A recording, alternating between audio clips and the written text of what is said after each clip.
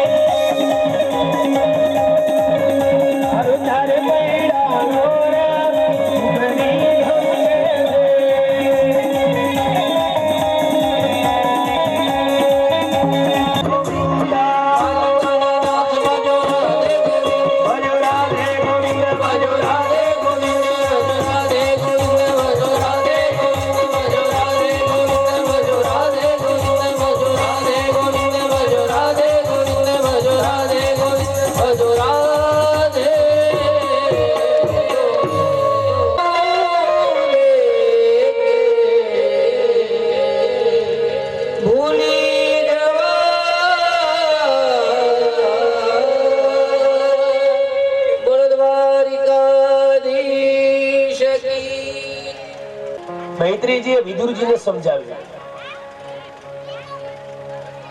અને પંચમ સ્કંધની અંદર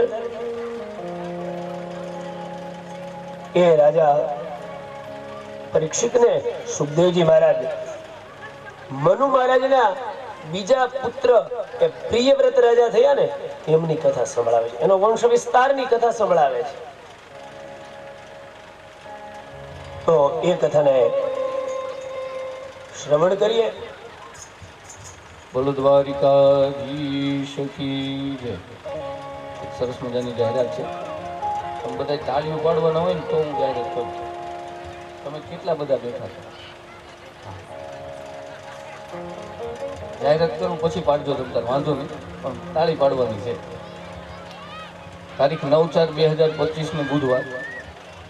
કાલની રસોઈ ચંપુભાઈ સરપંચ તથા બાવકુભાઈ તથા તખુભાઈ ગામ શિવડ આમના તરફથી છે. તો જોરદાર તાળીઓથી આ તમામ દાતાઓને વધાવો.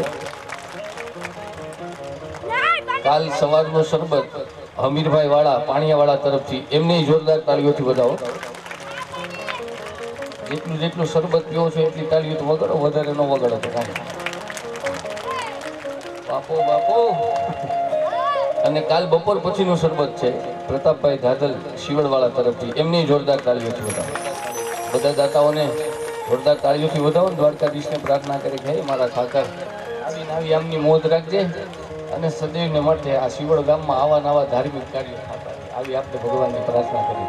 બોલો દ્વારિકાધીશ કી જય.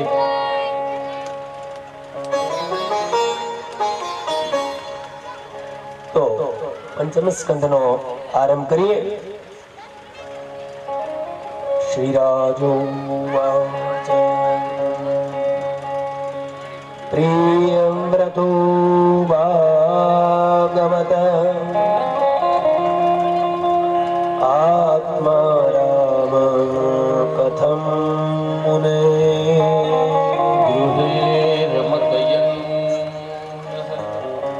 કર્મબંધ પરાભવઃ નનુ મુક્ત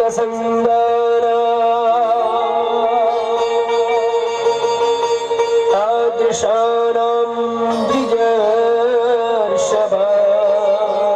ગૃહેષ્વનિવેશોऽયં પુંસાં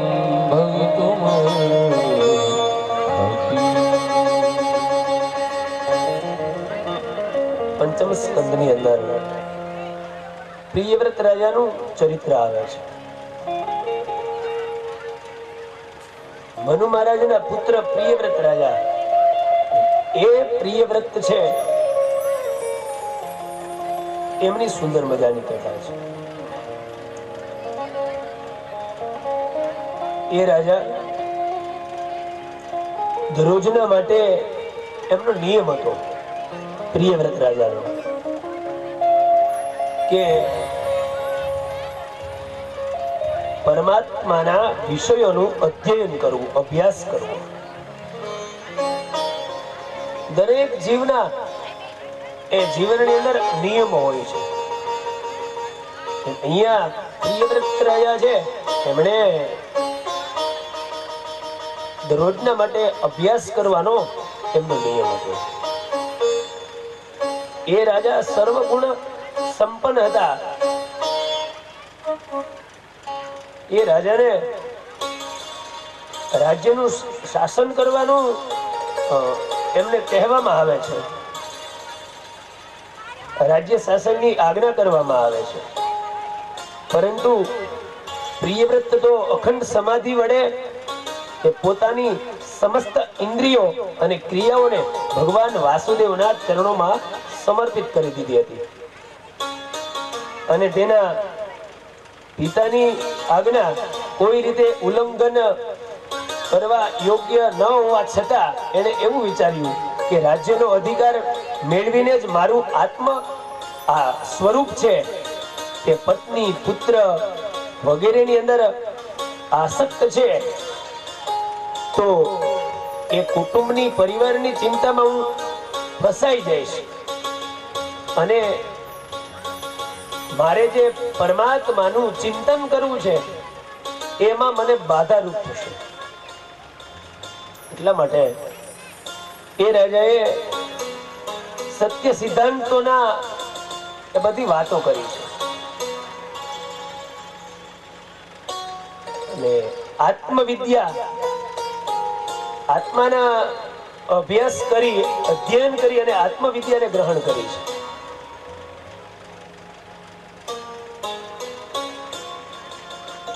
અને એ આત્મવિદ્યાને ગ્રહણ કરવા માટે આ દેહને, આ શરીરને અધ્યયનની જરૂર, અભ્યાસની જરૂર પડે છે. અધ્યયનનો એ અભ્યાસ કર્યો છે રાજાએ, પ્રિયવ્રતે.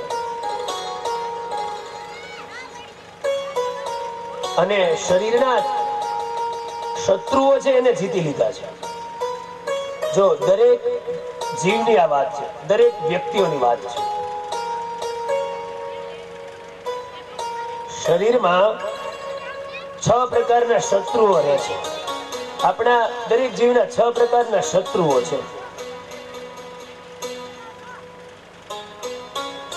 એ શત્રુઓ જ્યાં સુધી તમારું અહિત કરે ત્યાં સુધી તમારે જ્યાં પહોંચવું હોય ત્યાં ન પહોંચી શકે.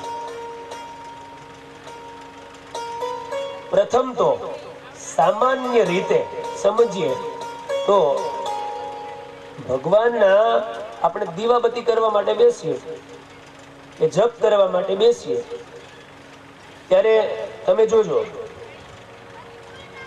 થોડીક વાર માટે બેસીએ ને એટલે આપણું મન છે એ તરત એમાં લાગે નહીં, બહાર નીકળી જાય. પરમાત્માની ઝાંખી થતી હોય તો એમાંથી બહાર નીકળી જાય છે. આપણે સામાન્ય માળા કરતા હોય, આંખો બંધ કરી અને કંઈક થાય એટલે તરત જ આપણું મન છે એ પરમાત્મા હોય એમાંથી બહાર આવી જાય, એ મનની શક્તિ બહાર આવી જાય. મેં કીધું ને, મનની ઝડપ છે ને એવી આ ઝડપ આ જગતમાં કોઈની નથી. એટલી બધી સ્પીડ છે ને મનમાં છે. 1 સેકન્ડના 10મા ભાગમાં તમે ધારો ત્યાં જઈ શકો. એટલે એને કાબુમાં કરવા માટે, મન સ્થિર રાખવા માટે, આ દેહને સ્થિર રાખવા માટે ભક્તિની અંદર, ભક્તિના માર્ગની અંદર એ શત્રુઓ તમને પરેશાન ન કરે ને એટલા માટે અધ્યયન અને અભ્યાસ કરવો જરૂરી છે. એટલે પ્રિયવ્રત રાજાએ અભ્યાસ કર્યો છે. રોજના માટે શાસ્ત્રનું અધ્યયન કરતા અને સૂર્યના ઉપાસક હતા. ભગવાન સૂર્યનારાયણની એમણે ઉપાસના કરી હતી. અને આ શરીરના 6 શત્રુઓ છે ને એને દરેક જીવે નાશ કરવા માટે શું કરવું, અને કયા કયા આપણા 6 શત્રુઓ છે કે જે એ જીવની પ્રગતિ નથી થવા દેતા, ભગવાન સુધી કે તમારો સંકલ્પ જ્યાં તમે ધારેલું કાર્ય છે ત્યાં સુધી નથી પહોંચવા દેતા. એ ષડરીપુ છે, શત્રુઓ છે શરીરના. તો એ 6 શત્રુઓ છે: કામ, ક્રોધ, મોહ, મત્સ, આળસ અને અહંકાર. આ 6 શત્રુઓ. તમે જોજો, જ્યાં સુધી તમારામાં આળસ ભરેલી હશે ને ત્યાં સુધી તો તમે પહેલા તો તમને કઈ કામ કરવાનું મન નહીં થાય. તમે ધારેલું હશે કે ભાઈ ચાલો મારે આવતીકાલે સવારે 9 વાગે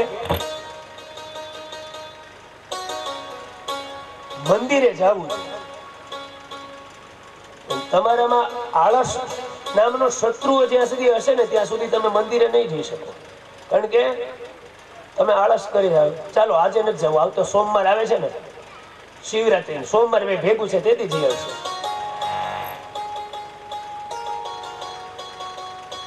એ આળસ એ શત્રુ છે. બીજું કે આ કથામાં આપણે આવ્યા, એક દિવસનો આપણને સમય મળ્યો, પછી આપણને એમ થાય કે આવતીકાલે પણ આવું છે, પણ જેવા આપણે ઘરે જઈએ અને કઈ કામ પણ ના હોય અને સવાર થાય ને એટલે પાછી આળસ ચડી જાય. વિચાર આવે કે આજે છે ને બેંકનું કામ પતાવી લો, આજની આ કથામાં નથી જવું, કાલે જઈશ. આને શું કહેવાય? આળસ. એટલે આળસ જ્યાં સુધી દરેક જીવમાં હોય ને ત્યાં સુધી એની મંજિલ સુધી ના પહોંચી શકે. પહેલો શત્રુ છે આળસ છે. પછી કામ. જ્યારે સાત્વિક કર્મ કરવા માટે બેઠા હોય ત્યારે કામ વ્યક્તિને સતાવે, જો એમાંથી એને જીતી લે ને તો ત્યાં સુધી એ પહોંચી જાય. પછી ક્રોધ. મોટામાં મોટી વસ્તુ હોય ને શરીરની તો આ ક્રોધ છે, તમારો ગુસ્સો. ક્રોધને માણસ જીતી લે ને એટલે હું એમ કહી દઉં કે આ વર્લ્ડની અંદર, આ જગતની અંદર એ વ્યક્તિ ક્યાંય પાછો ન પડી શકે. ક્રોધને જીતવો પડે. ક્રોધથી તમારા તપનો નાશ થઈ જાય. તમે 1000 મંત્ર ભગવાનના ઓમ નમઃ શિવાયના કર્યા હોય અને એ જ આસન ઉપર બેસીને તમને ક્રોધ આવી જાય અને તમે ન બોલવાનું બોલી જાઓ એટલે 1000 જપ જે કર્યા એનું ફળ મળે નહીં, ફોગટ વયા જાય. એટલા માટે ક્રોધ ન કરવો જોઈએ. એટલે ક્રોધનું અહીંયા એ શત્રુ બતાવ્યો છે. તો આપણને એમ વિચાર આવે કે આ ક્રોધ ન કરવો જોઈએ. તો જ્યારે રણસંગ્રામની અંદર જ્યારે યોદ્ધાઓ લડતા હોય, આપણે એક સરળ ભાષામાં સમજીએ તો બોર્ડર ઉપર જ્યારે આપણો ભારત દેશની જે બોર્ડર છે પાકિસ્તાનની, એ સરહદ ઉપર આપણો સૈનિક હોય અને જ્યારે પેલો દુશ્મન એને ગોળીબાર કરવા માટે આવે ત્યારે એ ક્રોધ ન કરે ને તો એ ન ચાલે. ક્ષમા વીરસ્ય ભૂષણમ. ત્યારે ક્રોધ કરવો પડે, ત્યારે એની સામે લડાઈ કરવી પડે, ત્યારે જો માળા લઈને જપ કરવા બેસી જાય તમ તારે કાંઈ વાંધો નહીં, ભગવાનનું નામ લઈને મને ગોળી મારી દે, તો એ ન ચાલે. ત્યારે ક્રોધ કરવો પડે.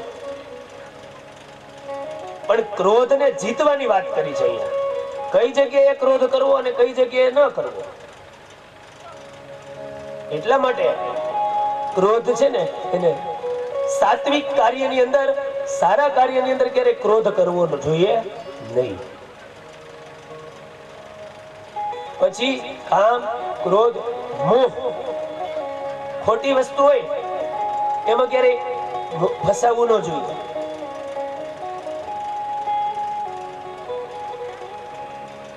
મત્સર, ઈર્ષા પણ ક્યારેય ન કરવી જોઈએ. તમે કોઈની ઈર્ષા કરશો એટલે તમારી પ્રગતિ નહીં થાય. એટલા માટે કોઈની ઈર્ષા પણ ન કરવી, દ્વેષ ન કરવો. અને અહંકાર, અહંકાર એટલે કે આઈ એમ સમથિંગ, હું કઈક છું, એવું જયારે વ્યક્તિને થઈ જાય ને ત્યારે ધીમે ધીમે એનો પ્રલય થવા માંડે. એટલે અહંકાર નહીં કરવાનો. તમારી પાસે પરમાત્માએ સંપત્તિ આપી હોય, સારા સંસ્કારો આપ્યા હોય, પરમાત્માની કૃપા થઈ હોય, તમે સુખી હોય, તો એ સુખને છે ને એ શાંતિથી સ્વીકાર કરવો કે આ તો પ્રભુની પ્રસાદી છે.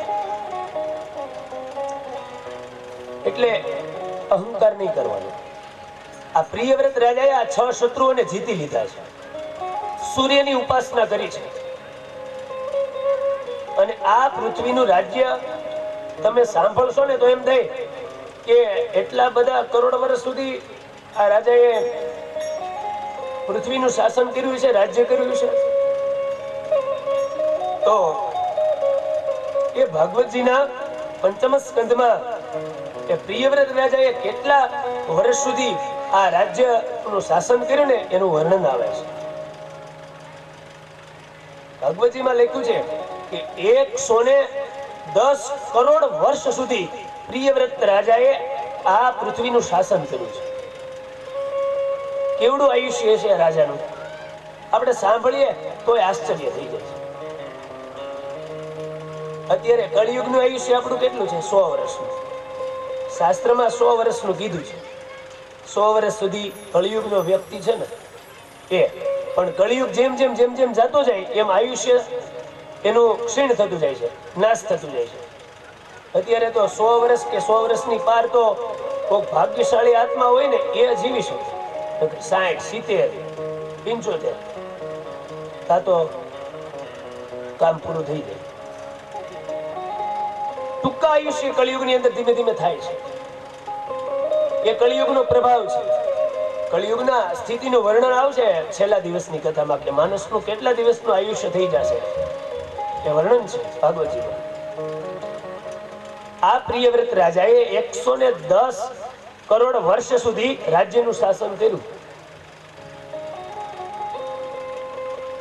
અને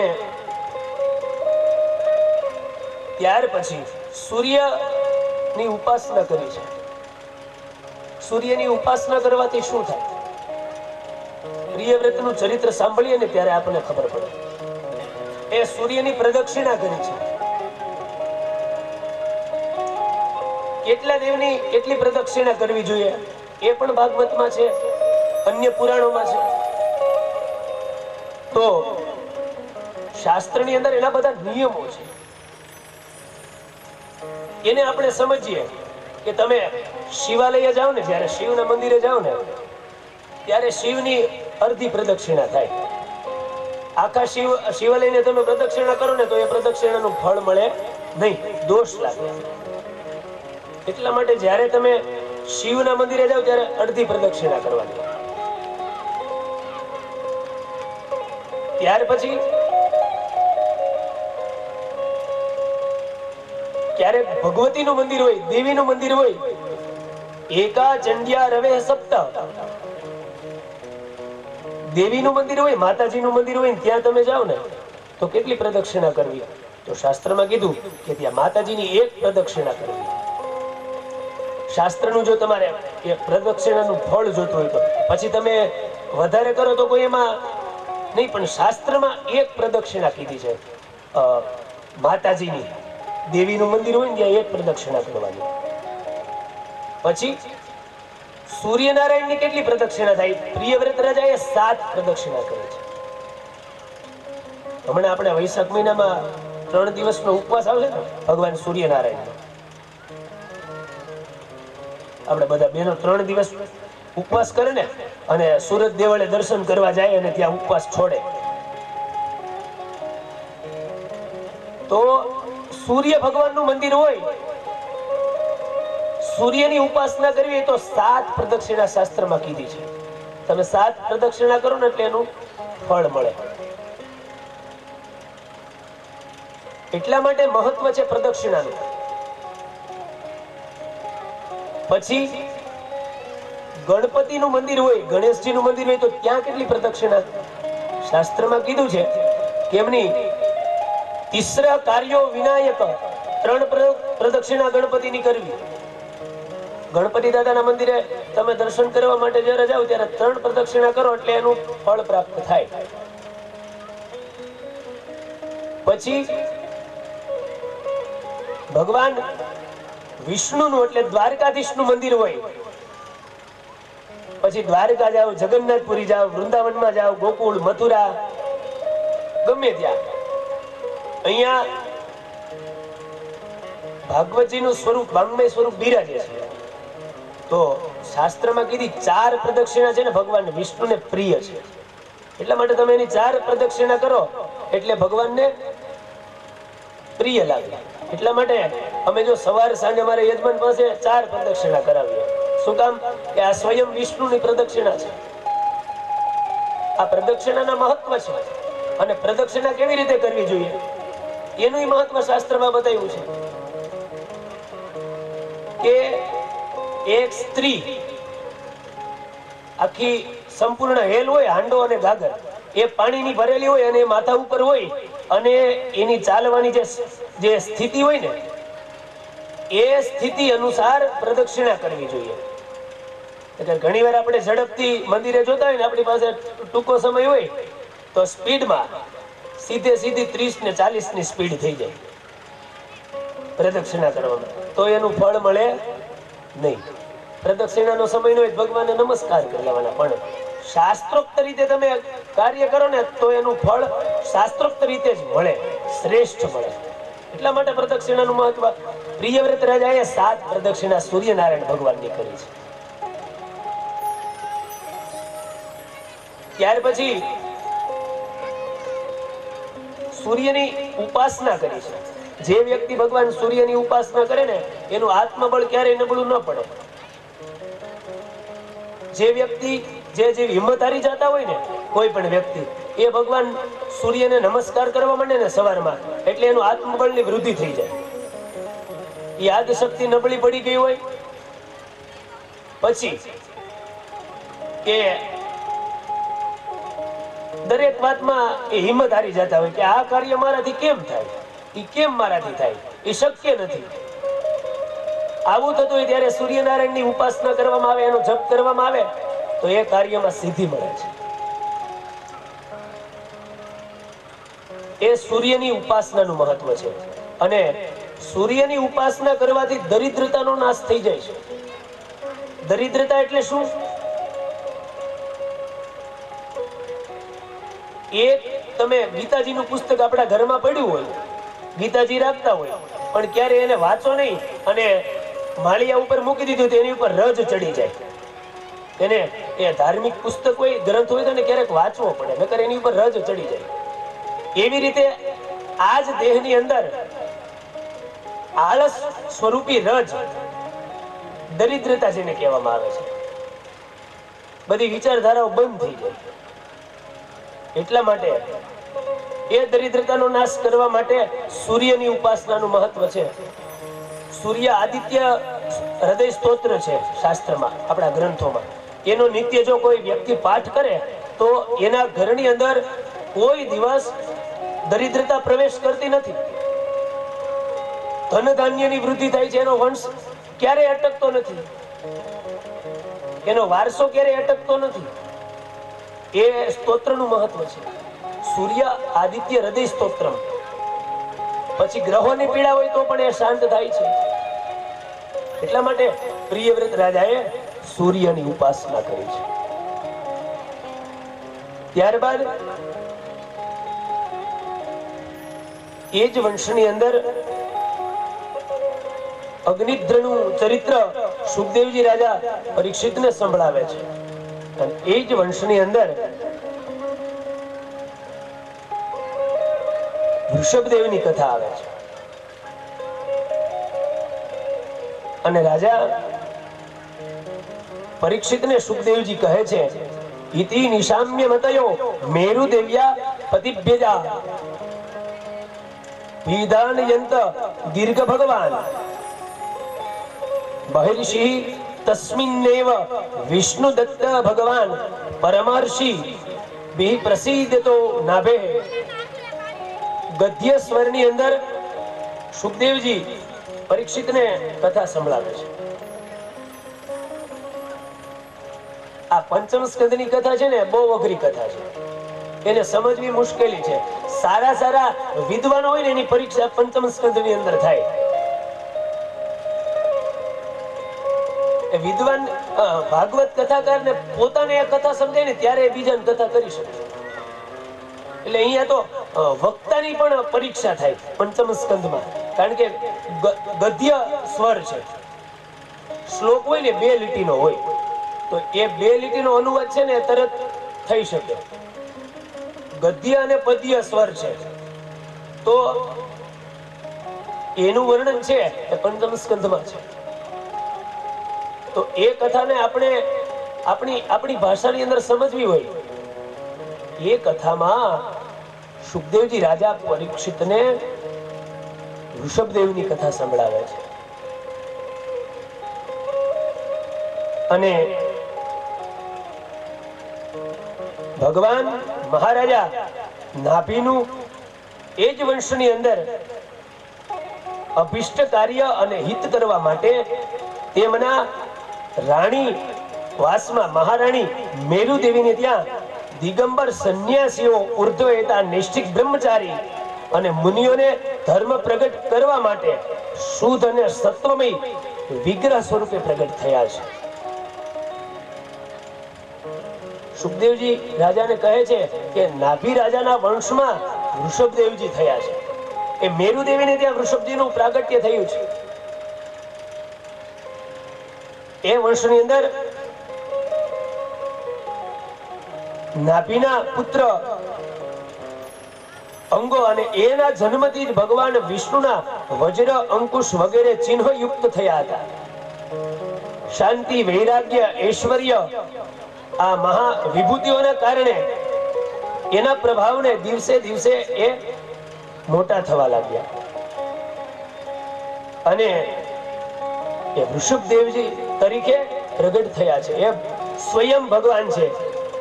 મેરુ દેવીને ત્યાં સ્વયં વૃષભદેવ સ્વરૂપે આવ્યા છે. આ વૃષભદેવ કોણ છે?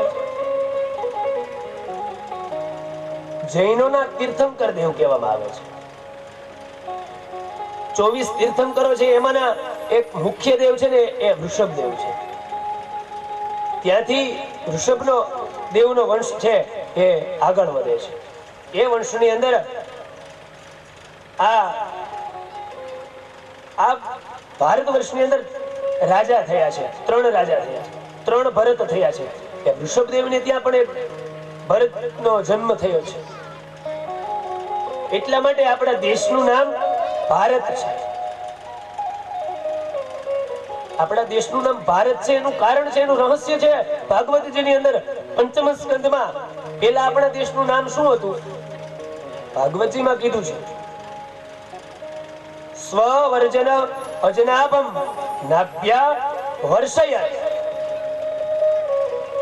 આપણા દેશનું પૂર્વ નામ અજનાભ નામનો ખંડ હતો. પણ એ વૃષભદેવને ત્યાં ભરતજીએ આ સમગ્ર સૃષ્ટિનું શાસન કર્યું ને, એના કારણે આપણા દેશનું નામ ભારત પડ્યું છે. અને એટલા માટે ઋષિમુનિએ આપણી વખાણ કર્યા છે, આ ભારત ભૂમિના વખાણ કર્યા છે. આ ભૂમિને શાસ્ત્રમાં કર્મ ભૂમિ તરીકે ઓળખવામાં આવે છે. ભારત ભૂમિને કર્મ ભૂમિ કોને કહેવાય? કે જે ભૂમિ ઉપર સત્કર્મ કરવાથી ફળ આપનારી બને ને એને કર્મ ભૂમિ કહેવામાં આવે છે. આ ભૂમિની અંદર તમે અનાજ વાવો ને, એક દાણો વાવો ને એના 1000 કરીને આપે, એ આ કર્મ ભૂમિ. અહીંયા તમે આ સત્કર્મ કરો એનું 1000 ગણું પુણ્ય પરમાત્માએ તૈયાર રાખ્યું હોય. અમારા યજમાન કદાચ આની અંદર એની ધન સંપદા એ અર્પિત કરશે ને તો એનાથી 10 ગણી સંપત્તિ અને 10 ગણું એનું પુણ્ય છે ને પરમાત્માએ પહેલા જમા કરી દીધું છે. આ ભારત ભૂમિ છે. એટલા માટે કર્મભૂમિ તરીકે ઓળખવામાં આવે છે. તો એવા ભારત ભૂમિ આ ઋષિમુનિઓ છે ને આપણા દેશની અંદર થયા છે. એટલા માટે ભારત ભૂમિના વખાણ થયા છે આ દેશમાં. ये धरती वो जहाँ ऋषि मुनि जपते प्रभु नाम की माला. ये धरती वो जहाँ ऋषि मुनि जपते प्रभु नाम की माला. हरि ओम हरि ओम हरि ओम.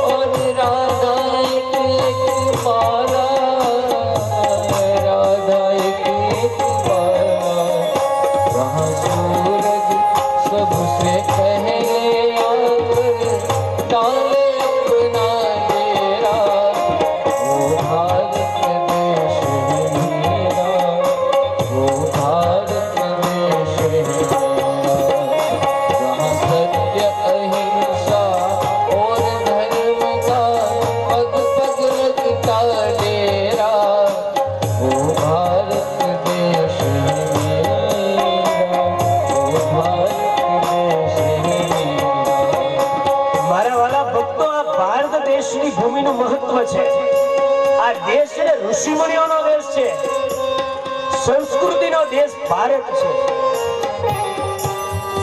કદાચ તમને અનુભવ હોય કે ના હોય, પણ મને અનુભવ થઈ ગયો છે આ ભારત ભૂમિનો, અને વિદેશની ભૂમિનો પણ અનુભવ થઈ ગયો છે. આજથી મારા અનુભૂતિની વાત કરું કે ભારતની અંદર સંસ્કૃતિ છે અને ભારતમાં પરમાત્મા હજી પણ છે. આજથી 1.5 વર્ષ પહેલા હું વેસ્ટ ઇન્ડિઝ નામના દેશની અંદર ગયો. 20 દિવસ માટે યજ્ઞ કરાવવા માટે ગયો વિદેશની ધરા ઉપર. ભાદરવા મહિનામાં ગણેશ ઉત્સવ આવે ને ત્યારે ત્યાં 20 દિવસનો ગણપતિ દાદાનો યજ્ઞ માટે હું ગયો હતો.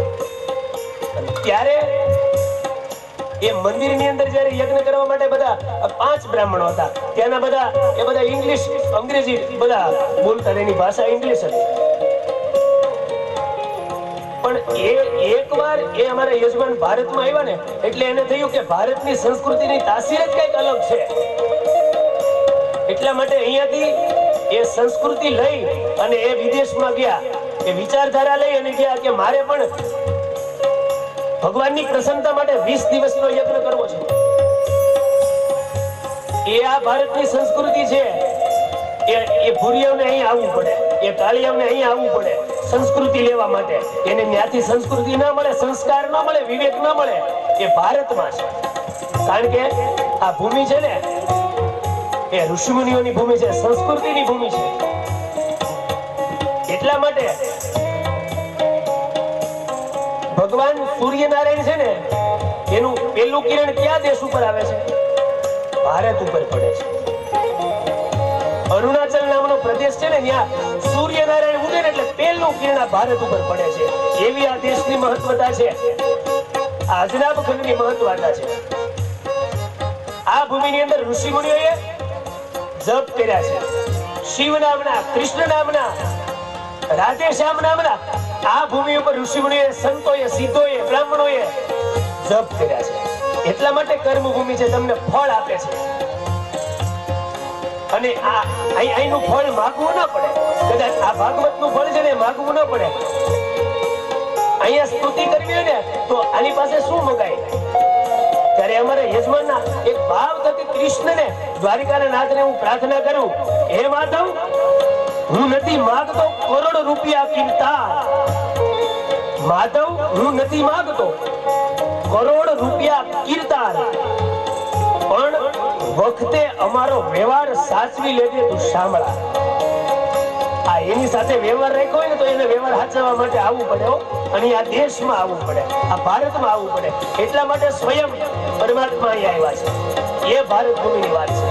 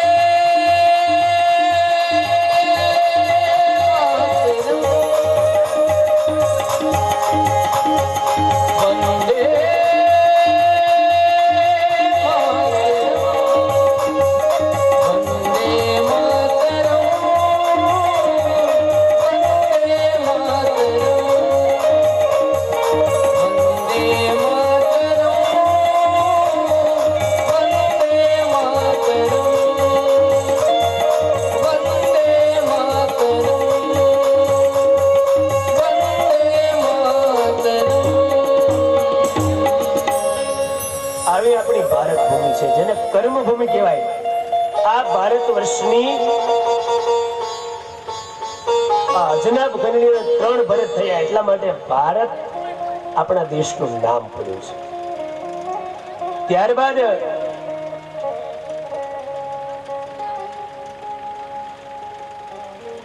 એ વંશની અંદર ઋષભ રાજાના, એ ઋષભદેવના વંશની અંદર ભરતજીનો જન્મ થાય છે. અને એ જ ભરતજી આખા સમગ્ર ભારતનું શાસન કરે છે. જે ભરત રાજા થયા એના, એ ભરત રાજાનો એ જીવ છે એક હરણની અંદર આસક્ત થાય છે. રાજા ગંડકી નદીના કિનારે જપ કરતા હતા. એ રાજા ત્યાં બરોબર એક હરણ છે એ નીકળે છે અને એનો શિકાર કરવા માટે સિંહ એમની પાછળ જાય છે. અને એ હરણનું જે હરણી હતી એ ગર્ભવતી હતી, એટલે સિંહના એ બીકથી એમનો ગર્ભ છે એ પડી જાય છે. રાજાની દ્રષ્ટિ ત્યાં પડે છે એટલે જપ કરતા હતા એમાંથી ઊભા થઈ અને એને બચાવે છે. પછી એ રાજા ભક્તિ કરતા હતા ભરત રાજા, એમાંથી એનો જીવ આસક્ત એ હરણમાં થઈ ગયો, એ મૃગમાં થઈ ગયો.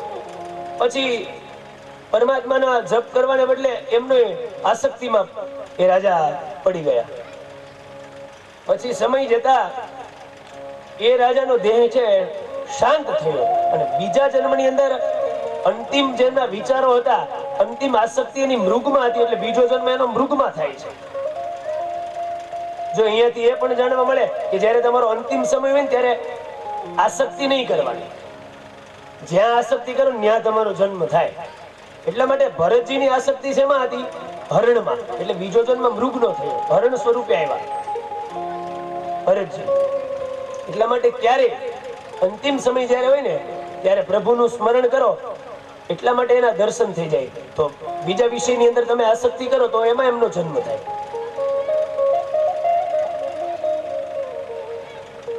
એટલા માટે મૃત્યુથી છૂટવા માટે, મુક્તિ માટે એકે વિષયોમાં આસક્તિ ન હોવી જોઈએ. મૃગની અંદર બીજો જન્મ ભરતજીનો થયો. પછી એને ભરતજીને ખબર હતી કે મારો જન્મ પૂર્વજન્મ ભરતમાં હતો, હવે મૃગના કારણે મારે બીજો જન્મ અહીંયા લેવો પડ્યો છે. ત્યારે એ છૂટવા માટે પૂર્વનું જ્ઞાન હતું ને એનાથી પરમાત્માનો જપ કર્યો અને એ દેહને પણ શાંત કર્યો. અને એ અંગીરાના પુત્ર, અંગીરા ના વંશજો બ્રાહ્મણો હતા ને એ પુત્ર સ્વરૂપે ત્યાં પ્રગટ થાય છે અને એ ભરત તરીકે જન્મ ધારણ કરે છે, જેને આપણે જડ ભરત કહીએ છીએ.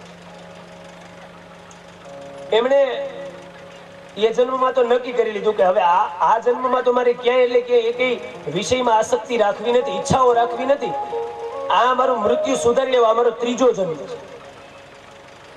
એ મૃત્યુને સુધારવા માટે પરમાત્મામાં એની ભક્તિ કરે છે, જપ કરે છે. પછી તો એ અંગીરા ઋષિના વંશની અંદર એમને રાજ્ય સોંપવામાં આવે છે, તો રાજ્યની પણ એ ના પાડે છે. ખૂબ જ એ વિદ્વાન બ્રાહ્મણ છે. બ્રાહ્મણ પરંપરાની અંદર એમનો જન્મ થયો છે. 60,000 પુત્રો કર્મકાંડી થયા છે અને જે ઘરનું રાજ્ય છે એ ભરતજી સંભાળે છે. પણ એને થયું કે જો હવે હું રાજ્ય સંભાળીશ ને, આ બધું કારોબારી સંભાળીશ ને, તો હું ભગવાનનું ભજન નહીં કરી શકું. એટલા માટે મારે એકેય વિષયમાં જવું નથી, માત્ર ભગવાનનો જપ કરવો છે. અને એ ભરતજીએ જપ કર્યો છે. જંગલની અંદર જપ કરે છે. એટલે એમને એક સેવા સોંપવામાં આવે છે કે તમે ભરતજી તમારે જપ કરવો છે, કારણ કે એનું મન છે ને માત્ર પરમાત્મામાં લીન છે. એટલે એને બીજા કોઈ વિષયો વિચારો આવતા નથી. કોઈ માથે એમની ઉપર જવાબદારી આપે તો એ પણ સંભાળે નહીં. આપણે ઘણી વ્યક્તિને એમ નથી કહેતા કે આ તો હાવ જડ જેવો વ્યક્તિ છે, એને કાંઈ ખબર જ નથી પડતી.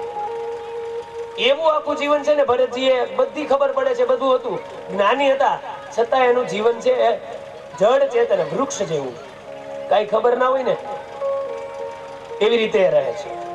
પછી એક સમય એવું બને છે કે એ ખેતરની અંદર પરમાત્માનો જપ કરે છે.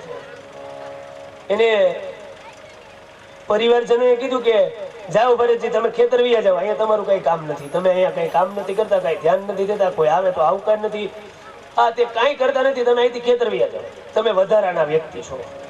ભરતજી પોતાના ખેતર જાય કે ત્યાં ધ્યાન રાખજો, ચકલાઓ અને પક્ષીઓ આવે ને, બાજરો વાવ્યો છે ને ખાઈ ન જાય ને એનું ધ્યાન રાખજો, ચકલા ઉડાડજો જાઓ. આપણે નથી કહેતા અમુક પરિવારમાં એવા વ્યક્તિ હોય કે તું અહીંથી વહી જા, ખેતર વહી જા, ફલાણે વહી જા, એમ કહીએ ને, અહીં તારું કઈ કામ નથી, આ હશે તો એ બધું બગાડશે, એમ કહીએ ને. ભરતજી ખેતર જાય છે અને ત્યાં બાજરો વાવેલો હોય છે, પક્ષીઓ ને બધું બાજરો ને બધું ધન ધાન્ય ખાય છે, છતાં એને ઉડાડતા નથી. કે આ પક્ષીઓને કે આ તમારું છે, તમ તારે ખાવામાં, મારું કાંઈ છે નહીં, હું અહીં કાંઈ લઈ જવાનો નથી, આ બધું તમારું જ છે. રામ કી ચિડિયા રામ કા ખેત, ખાઓ ચિડિયા ભર ભર પેટ, આ તમારું છે, મારું કાંઈ નથી, ખાઓ, આ તો મારા રામનું છે, હું કાંઈ નથી લઈ જવાનું. પછી એક સમય એવું થાય છે, બરોબર રાજા રહુગણ છે, એમનું ચરિત્ર આવે છે. અને એ જ સમયે શુદ્ર જાતિના સીમંત રાજા એમણે માનતા કરેલી હતી નરબલી ચડાવવાની. માતાજીની એમણે માનતા કરેલી હતી કે જો મારું આ કાર્ય સિદ્ધ થઈ જાય તો હું નરબલી ચડાવીશ. આ બલિની વાત આવી ને એટલે હું કહી દઉં, ખરેખર શાસ્ત્રમાં લખેલું છે સાત્વિક બલિદાન ભગવાનને પ્રિય છે. એટલા માટે બલિનો અર્થ શું થાય? આપણે બલિ ખાલી એ શબ્દ સાંભળીએ ને એટલે તરત જ આપણને પેલું બધું વિચાર આવી જાય ને. બલિ એટલે કોકને કઈ ચડાવી દેવું એમ. ખરેખર સંસ્કૃત સાહિત્યમાં વ્યાકરણ પ્રમાણે, શાસ્ત્ર પ્રમાણે બલિનો અર્થ શું થાય? અર્પણ કરવું. બલિદાન એટલે સમર્પિત થવું, અર્પણ કરવું, એને બલિ કહેવામાં આવે છે.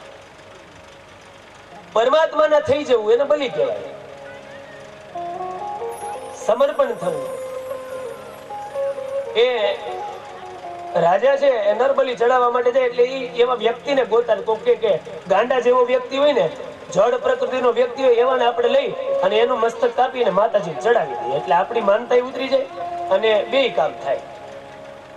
એ રાજા જાય છે, ચાલતા ચાલતા એના જે બધા સિપાહીઓ હતા ને એને રાજાએ આજ્ઞા કરી કે કોઈ એવો વ્યક્તિ મળે એટલે એને પૂછવાનું નહીં, તમે લઈ લેજો, એને બંદીવાન કરીને અહીંયા લઈ આવજો. એવામાં સિપાહીઓ આવે એટલે ભરતજીને જોઈ ગયા.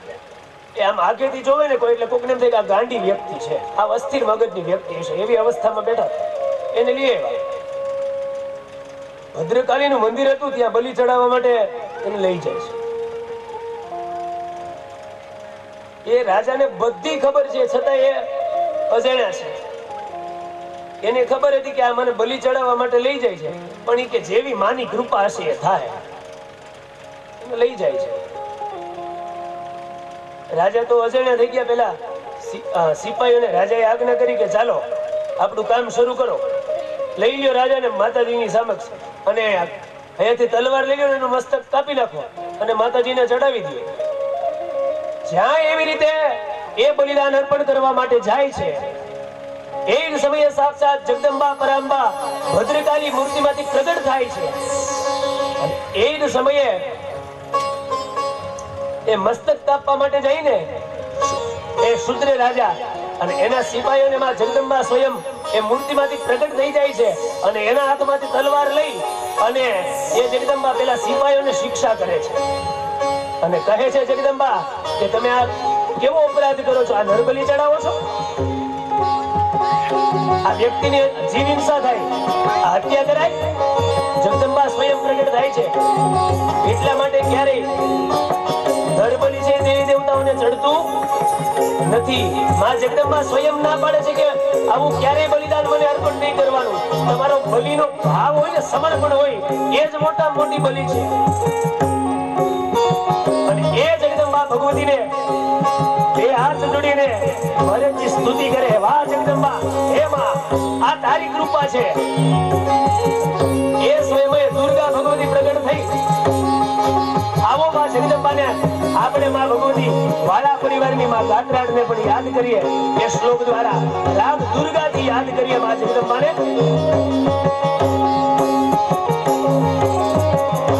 જય જય દુર્ગે અંબા ભવાની, જય જય દુર્ગે અંબા ભવાની, કષ્ટ નિવારિણી જય જગદેવી, કષ્ટ નિવારિણી જય જગદેવી, કષ્ટ નિવારિણી જય જગદેવી, કષ્ટ નિવારિણી જય જગદેવી.